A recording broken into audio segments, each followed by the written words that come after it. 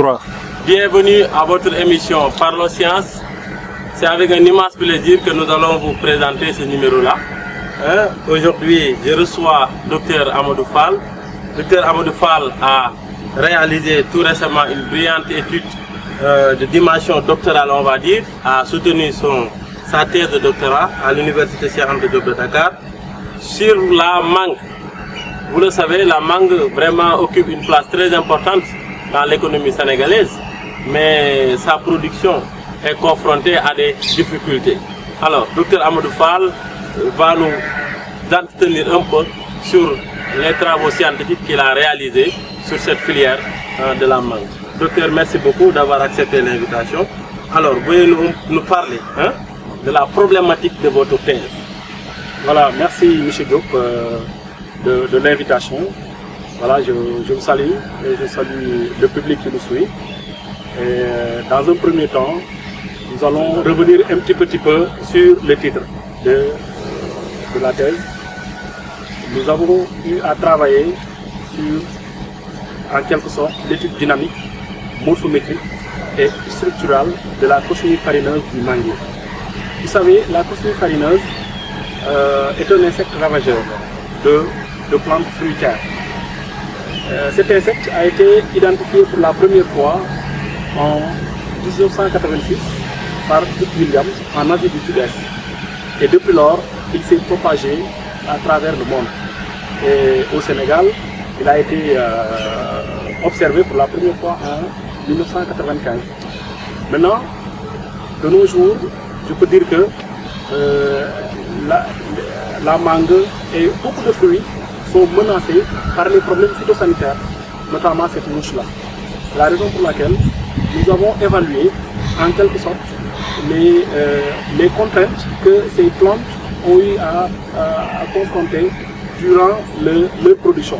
Et on s'est rendu compte que nous avons en quelque sorte une baisse au fur et à mesure que les années évoluent. Donc c'est la raison pour laquelle nous avons eu à travailler sur cet insecte pour une meilleure connaissance, je veux dire pour une connaissance approfondie qui nous permet de lutter en quelque sorte contre cet insecte. Absolument. Voilà, merci beaucoup d'avoir bien campé la problématique de votre travail. Alors, docteur, face à cette problématique, je pense que cette thèse avait des objectifs. Est-ce que tu peux revenir très rapidement sur les objectifs de votre thèse et également la méthodologie, la démarche scientifique qui a été utilisée? À quel niveau tu as travaillé au Sénégal? C'est des éléments qui vont certainement intéresser le public. Voilà, donc merci Diop. Seulement, nous avons eu à fixer un objectif général, c'est-à-dire de permettre d'avoir une étude ou bien une connaissance approfondie sur l'insecte. Et pour cela, donc, il faudra fixer des objectifs spécifiques. Et 3 objectifs spécifiques ont été fixés. D'abord, il y a l'inventaire des plantes hôtes au Sénégal, n'est-ce pas? Ensuite, il y a l'évaluation des dégâts, mais aussi il y a la structuration morphométrique et génétique de la cochenille. Maintenant, si vous voulez, je peux développer ces différentes séquences. Ce qu'on a eu à faire, d'abord, quand je prends la première partie, c'est-à-dire l'inventaire des plantes hôtes, nous avons commencé par voir au niveau du Sénégal quelles sont les zones les plus productives de fruits. Et là, nous avons constaté que la zone des Niayes et la Casamance naturelle sont les zones les plus productives de fruits au Sénégal. Et maintenant, dans ces 2 zones agroécologiques, nous avons eu à faire l'inventaire de toutes les plantes hôtes comestibles, n'est-ce pas, de l'insecte. Et en retour, on a constaté que 17 plantes hôtes ont été touchées, ont été infestées par l'insecte. Et là, nous avons vu que l'infestation est plus accentuée dans la zone de Casamance que dans la zone de Thiès. Ce qui montre qu'en quelque sorte, il y a des choses qu'il faudra comprendre à ce niveau, comme quoi que dans la plupart de la région de Thiès, ou bien des Niayes, nous avons des sortes de forêts classées, ce qui permet en quelque sorte de lutter contre peut-être l'insecte. Voilà, ça c'est des éléments qu'on a eu à noter. Voilà. Allez-y, en fait ça c'est par rapport, vous venez un peu de donner quelques explications par rapport à ce degré d'infestation qui a été beaucoup plus accentué au niveau de la Casamance. comparé vraiment à celui que vous avez observé par rapport à la zone de la zone des Niayes. Ça c'est important, mais ce que je voudrais savoir en plus, c'est que quel a été l'impact de l'insecte sur les manguiers au niveau desquels vous avez effectué votre échantillonnage. Voilà, donc l'impact aussi a été étudié et même le coût des pertes a été évalué. Dans un premier temps, nous avons eu à mettre l'accent sur les dégâts. Dès l'instant que la mangue commence à produire, le manguier commence à produire ses fruits, nous avons eu à récolter et ces fruits qu'on a récoltés au hasard ont été pesés un à un, de telle sorte que on aura des fruits infestés et des fruits non infestés. Et à partir de ces résultats, nous avons pu déterminer le poids perdu, ou bien même la masse perdue pour les mangues dans chaque ferme, que ce soit en Casamance comme à Thiès. Et on s'est rendu compte que, après un moment donné, il y a une masse importante qui a été perdue à cause de ces insectes. Et cette masse perdue-là, on l'a évaluée sur le plan économique.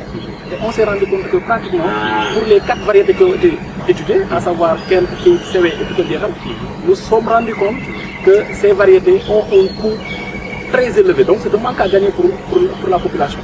Et pour la plupart, c'est des manques qu'il faudra jeter. Nous avons évalué ce coût-là qui tourne autour de plusieurs millions par an. Ce qui montre que ces insectes ont un impact très négatif sur ces fruits-là. Et ces pertes-là, vous les avez estimées par rapport au poids des mangues produites par les manguiers au niveau desquels l'échantillonnage a été fait, ou bien vous les avez évaluées par rapport à l'aspect de ces mangues-là, de manière à ce que ces dernières ne puissent plus être utilisées par exemple. Voilà, c'est-à-dire pour la plupart, on a évalué en fonction de leur masse. De leur masse. De leur masse. On les a évalués en fonction de leur masse. Parce que déjà, si vous allez dans certaines fermes, on se rend compte que parfois, le fermier lui-même, il a tendance à, lorsque la mangue est infestée et que l'infestation n'est pas très importante, parfois les mangues peuvent être brossées, nettoyées et après vendues. Okay. Maintenant, même si on les vend, il faudra les peser. Okay. Ce qui fait que donc le poids, ou bien je peux l'appeler même la masse de la mangue diminue, puisque l'infestation avait déjà eu lieu. Okay. Et vous avez tenu également compte de la période. Oui, oui. C'est quelle voilà, on a tenu compte de la période parce que dès l'instant que la mangue a commencé à produire, nous avons commencé à peser. Et c'est une opération qui est pratiquement répétée tous les mois. Voilà, donc dans chaque ferme, on récolte 10 fruits infestés et 10 fruits non infestés que nous avons pesés un à un afin de déterminer la masse perdue dans chaque cas. Merci beaucoup, cette partie vraiment a été d'une importance capitale. Mais on a également vu que dans votre thèse, vous avez un peu traité sous l'angle moléculaire génétique l'insecte. Cet aspect-là, cette partie-là a donné quoi comme résultat? Voilà. Avant même d'arriver à l'aspect génétique, on doit revenir sur la partie morphométrique. Parce que des insectes ont été récoltés dans les différentes fermes visitées, que ce soit en Casamance, que ce soit dans la zone des Niayes. Et nous avons eu à faire des mensurations au niveau des différentes parties. Voilà. Et nous avons obtenu des variables. Et ces variables nous ont permis d'avoir des résultats. Comme quoi que nous avons en quelque sorte plusieurs populations. Donc des populations qui nous proviennent du citronnier, des populations qui sont issues du manguier, de l'oranger, que ce soit dans la zone des Niayes comme la Casamance. Et maintenant, on voudrait juste avoir une information majeure par rapport à cette différenciation. La raison pour laquelle on était obligé de faire l'étude génétique pour avoir une confirmation. Ou bien, si ce n'est pas une confirmation, on obtient un autre résultat qui sera différent de ce que nous avons déjà eu. C'est ça qui est à l'origine, n'est-ce pas, de l'étude génétique. Alors, on va aller directement au niveau de l'étude génétique. Voilà, maintenant dans l'étude génétique, on s'est rendu compte qu'il y a en quelque sorte une différenciation génétique. Mais la différenciation génétique n'est pas nette. Pourquoi? Parce que quand on a étudié les, comment dire encore, les différences génétiques entre les différentes populations, on s'est rendu compte que nous avons pratiquement la même espèce de Rhastoscopus invadens, la cochenille farineuse. Mais néanmoins, il y a des disparités par-ci, par-là, mais nous avons une seule espèce. Et en plus, si nous revenons un petit peu sur la partie morphologique, on va voir que pour chaque espèce végétale, il y a ses propres insectes. Voilà, là aussi, ça peut être justifié par le fait que l'insecte, généralement, a tendance à se fixer sur les feuilles, ou bien même sur les fruits. Et maintenant, lorsque la plante arrête de produire, l'insecte se rabat directement sur les feuilles. Parce que il se nourrit à la fois de fruits comme de feuilles, parce que ce qui l'intéresse, c'est la sève. Grâce à à son aiguille, l'insecte suce tout ce qui est sève. La raison pour laquelle généralement les feuilles ont tendance à dépérir et tomber au fur et à mesure que l'insecte ou bien les insectes vivent en colonie sur. Et c'est ce qui explique même cette perte de poids là. Voilà, au niveau des produits. Très bien, très bien. Voilà. Très en bien. tout cas, merci beaucoup Dr Fall pour toutes ces explications. Mais comme je l'ai dit, vous avez travaillé sur la filière mangue avec un insecte vraiment qui fait des dégâts à ce niveau. Et vous les avez même estimés sur le plan économique. C'est important. Mais il y a une nouvelle rubrique. Cette nouvelle rubrique, c'est tout simplement de demander aux candidats qui sont invités de faire un petit résumé en wolof. li ma leen ko waxee woon émission bi maintenant à chaque fois dinañ jéem a tënk ko ci olof ci li nga xam ne moom la suñu candidat yi di présenté tey jii nii ñi nga am mbégte di dalal docteur Amadou Fall enseignant la ci lycée enseignant la également université Cheikh Anta Diop en tant que vacataire mu nekk koo xam ne gëstukat la travaillé ci benn genre gunóor laa ko mën a tuddee xaw ma nag ñi nga xam ne dégg nañ olof luñ ma ciy wax gunóor goo xam ne day tafu ci garab yi nga xam ne mooy la ñuy wax garabu mango yi di sucer seen fruits yi ba wàññi poids wu mango yi ci loolu la travaillé donc Fall tënkal ñu ko rek tënkal ñu ko tuuti en 1 minute 2 minutes après ñu jàll ci fin émission bi. voilà jërëjëf Matar maa ngi lay nuyu bu baax di nuyu ñu ngi àndal sa équipe bi waaw di nuyu téléspectateurs yi nga xam ne ñoo ngi seetaan waaw di wax ne comme ni ñu ko kiiwee sànq rek ci français def nañu suñu doctorat te doctorat bi ñu ngi ko liggéey ci ay gunóor mun naa ko tuddee gunóor yi nga xam ne ñooy dem ci mango yeeg yeneen garab yi di naan ndox mi ba nga xam ne doom bi bu ñoree wala sax du àgg ci ñor bu ñoree bu ko songee doom bi dana dem ba poids bi maanaam li muy peese dana wàññeeku bu baax wala sax du àgg fu muy ñoree loolu yëpp ñu ngi ko ciy seetlu loolu moo taxoon nag ñu jël suñu liggéey bi askanee ko foofu. waaw nga xam ne léegi gis nga peese boobu boo ko defee ci doom bi nga xam ne gunóor gi jàpp na ko da ngay gis ne poids bi maanaam dooleem day wàññeeku bu baax. cafka gi sax dafay dem. waaw de ce fait nga xam ne dinañ toll foo xam ne sax jaaykat bi dafay obligé sax di ko sànne ci àll bi.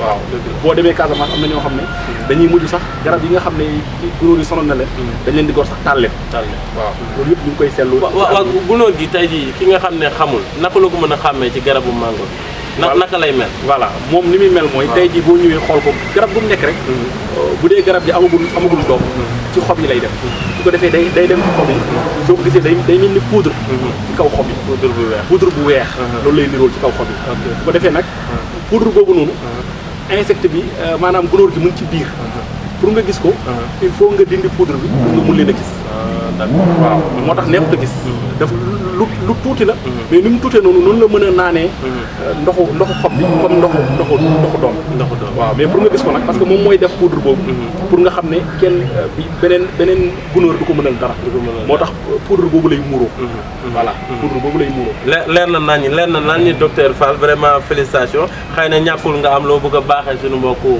producteurs yi ci wàllu sensibilisation wala recommandation rapidement rek voilà foofu daal li ma leen di wax mooy pour le moment comme amaguñu produit yoo xam ne mën na ko faj dëgg mën na régler problème bi léegi daal nañ fexe ñi nga xam ne gis nañ ko seen tool su dee dañ koy doog a gis branche yi nga xam ne foofu lañ nekk nañ ko dagg taal ko nga xam ne su boobaa day dee définitivement su fekkente ne nag dem na ëpp leen doole nañu wut yeneen garab ñu ji ko ci wetam garab yoo xam ne tënk naa ko ci livre bi garab yooyu ñu dem jëleen seen wet ndax gunóor gi yemul ci garab yooyu kese soxla na yeneen garab yi donc boo indee yeneen garab sam ko ci wetam dineen daanu dem ci yeneen garab yooyu bu ko defee garab bee dina xaw a noppalu xanaa garab yooyu kon nekkul warul nekk garab yu ñuy jëfandikoo de xanaa garab yu jëfandikoo lay doon garab yu jëfandikoo lay doon parce que moom ñun garab yëpp ñu bëgg rek ñoom daanaka bëgg nañ ko lu mel ni oranger lu mel ni papaye lu mel ni citronnier maanaam orange goyave pamplemousse lépp ñoom bëgg nañ yooyu même ba ci kaani gi sax bëgg nañ ko ba ci gombo bëgg nañ ko xam naa nag dañ fay man de bu doon man la kaani laay def ci wet gi rek kaani parce que vraiment xam naa ni papaye daal ay xeetu papaye pamplemousse yooyu moom bëgg naa ko loolu su ma koy comparé ak mango bi alors en tout cas jërëjëf donc tu vois on a terminé l'émission docteur Fall en tout cas merci beaucoup alors peut-être vous avez des mots de remerciement en 1 minute et les perspectives avec Fall docteur Fall je rappelle a déjà rédigé 2 livres il a déjà publié 2 livres plus des publications qui sont au nombre de pratiquement 9 publications la Terre là a débouché sur 9 publications et 2 livres scientifiques. Donc tout ça, vraiment, ça veut dire que Dr Fall a consacré beaucoup d'efforts. Vous avez fourni beaucoup d'efforts pour réaliser ce travail pour les Sénégalais, en particulier les producteurs qui sont au niveau des fermes. Alors peut-être qu'il y a juste un mot de remerciement et on termine l'émission. Voilà, bon, je vais commencer par vous remercier vous-même. Vous qui m'avez donné l'occasion, n'est-ce pas, de présenter ces travaux devant le public. Voilà, mais aussi remercier mon professeur encadreur, le professeur Madi Ndiaye, voilà, qui n'a ménagé beaucoup d'efforts pour permettre à ce que les choses se déroulent à merveille. Mais aussi les docteurs comme Touré, Sey, Raymond, voilà, qui m'ont bien soutenu, le docteur Malik Ndiaye, vraiment à chaque fois, donc ils sont là pour nous épauler, n'est-ce pas, parce que ce sont nos aînés, mais ils ne nous ont jamais laissés. Et voilà, le professeur Mbaké Sembène, surtout lui, comme je l'ai dit la fois passée, c'est quelqu'un, n'est-ce pas, d'exceptionnel. Voilà, donc vraiment, voilà, ma famille, ma maman, mon papa, mes frères, mes cousins, mes soeurs, tout le monde. Vraiment, et ton épouse, hein? Voilà, surtout ma femme, voilà, que je remercie. Voilà, en tout cas, tout le monde témoigne des choses qui sont positives sur le docteur Amadou Fall. C'est un monsieur, c'est un grand monsieur. Vraiment, il est